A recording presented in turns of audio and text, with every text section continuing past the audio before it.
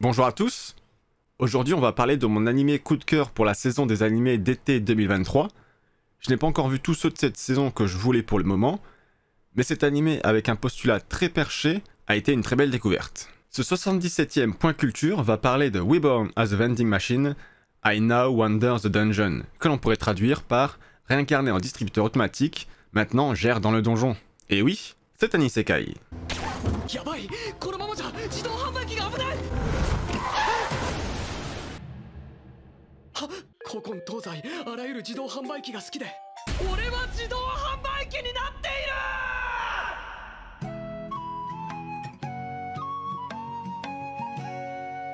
Notre héros se réveille devant un lac, et après un petit moment de réflexion et de constatation, se souvient qu'il est mort en essayant de sauver un distributeur automatique mal attaché à un camion d'une chute dans un ravin. Résultat des courses, il s'est réincarné en distributeur automatique.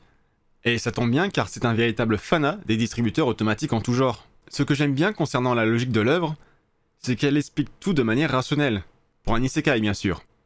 C'est un distributeur automatique, donc qui fonctionne normalement à l'électricité, mais comment faire dans un monde qui ne la connaît pas ? En lui donnant une réserve d'énergie qui diminue avec le temps. Il doit donc trouver un moyen d'en récupérer rapidement, sous peine de potentiellement mourir. Surtout que le lac où il a été réincarné n'a pas l'air de pouvoir passer âme qui vive. Enfin si, il y a bien des êtres vivants dans le lac, mais ce sont des monstres qui, devant l'incompréhension, le frappent, ce qui fait baisser son endurance, le rapprochant encore plus d'une mort certaine. La réponse à ce problème est simple, ce sont les points appelés pity. Ces points sont gagnés lorsque quelqu'un met de l'argent dans le distributeur pour acheter un produit. Alors certes, dans le monde c'est la magie qui va faire la transformation argent, pity, électricité, mais cet aspect est bien présent. Points qui peuvent servir via un menu classique de RPG, par exemple à acheter diverses améliorations ou fonctionnalités, modifier ses produits ou même regagner de l'endurance. Le monde dans lequel il est réincarné utilise sa propre monnaie, mais son système fait ses calculs avec pour base le yen. Ainsi, 100 yens correspondent à 1 pity, ce qui veut dire qu'il lui faut faire au minimum 2400 yens de bénéfices par jour pour ne pas être déficitaire. Par chance, notre héros va faire la rencontre de Lamis, une chasseuse affamée qui semble désemparée. Cet événement tombe à point nommé pour nos deux protagonistes qui vont pouvoir mutuellement s'entraider. A la suite, Lamis va porter notre héros pour l'amener en ville et c'est là que l'histoire commence vraiment. Ce qui fait plaisir avec cette œuvre, c'est qu'elle va à fond dans son thème, mais surtout qu'elle garde sa logique. Le héros ne peut utiliser qu'un certain nombre de phrases prédéfinies pour communiquer, comme le ferait une machine de ce type. De même qu'il ne peut pas se déplacer tout seul, et Lamis peut le porter, car elle a hérité de la bénédiction force surhumaine, ce qui ne lui a pas vraiment porté chance jusqu'à aujourd'hui. Lamis va ainsi devenir les jambes de notre héros, dans une relation que l'on pourrait qualifier de symbiotique. Cette force surhumaine la rend maladroite, mais lorsqu'elle porte notre héros, et que ce dernier, du fait de sa masse, modifie le centre de gravité de Lamis, elle arrive à toucher ses cibles et à être plus précise. Notre héros a été réincarné dans un nouveau monde, mais plus exactement il a été réincarné à l'intérieur d'un donjon, d'où le titre. Par chance, tous ses habitants trouvent les produits de notre héros rares pour ce monde et succulents, ce qui fait qu'il n'aura pas de mal à trouver des clients. Mais plus que de trouver des clients, il va surtout améliorer la situation partout où il passe. Besoin de ravitaillement lors d'une excursion ? Vous avez votre machine. Besoin de mettre en place un piège qui demande une préparation particulière ?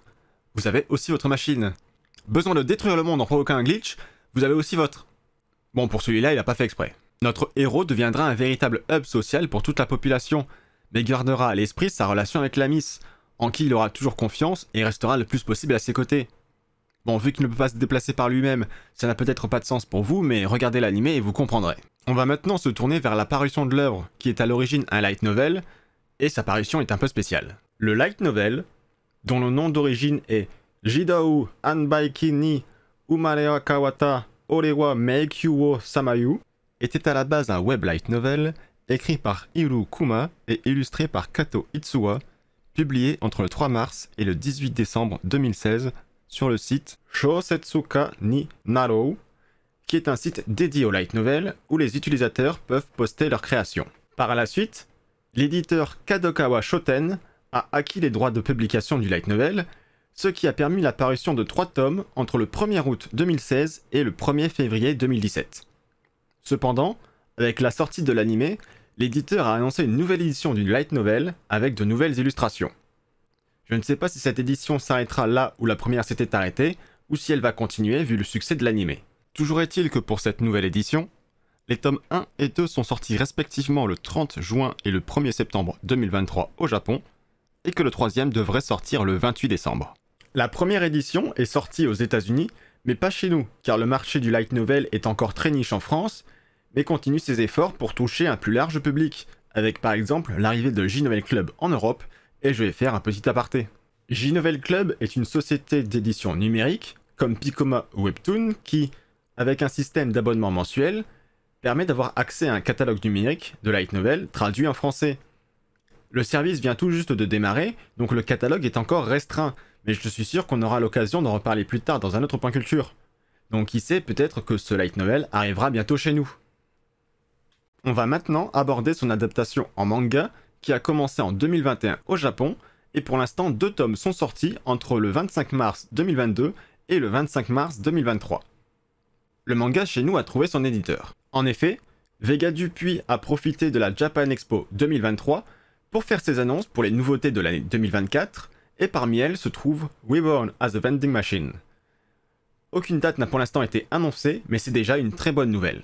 Concernant l'anime, la saison 1 a été réalisée par les studios d'animation Axis et Studio Gokumi, diffusée pour nous sur Crunchyroll entre le 5 juillet et le 20 septembre 2023.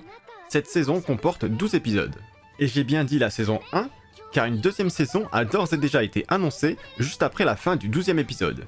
C'est dire l'engouement pour l'œuvre. Mais c'est là qu'à mon sens se pose la question sur le futur de l'œuvre. Si on généralise et vulgarise la relation entre adaptation en light novel, manga et animé, on va dire qu'un tome de light novel correspond à entre 2 à 3 tomes de manga.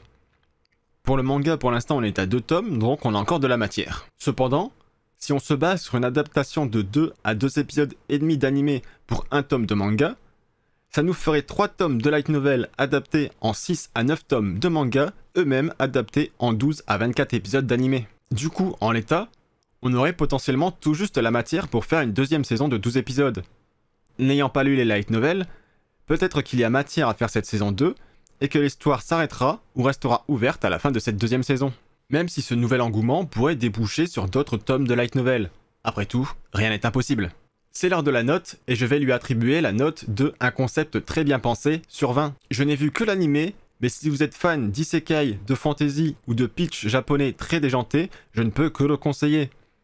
Ce qui m'a le plus marqué, c'est qu'il reste dans son concept sans trop abuser de la formule que nos amis rôlistes connaissent très bien, c'est-à-dire « ta gueule c'est magique ». Oui, le héros est un distributeur, certes magique, mais il reste un distributeur, il ne marche pas, et il a besoin des autres pour survivre et fonctionner. Et l'œuvre essaye même d'expliquer sa raison d'exister dans leur monde, toujours en respectant la logique installée dans l'univers, et ça on ne peut que l'en remercier. Sur ce, j'espère que ce point culture vous aura plu, et vous aura donné envie de vous plonger dans l'œuvre, et on se retrouve bientôt pour une prochaine vidéo. Salut!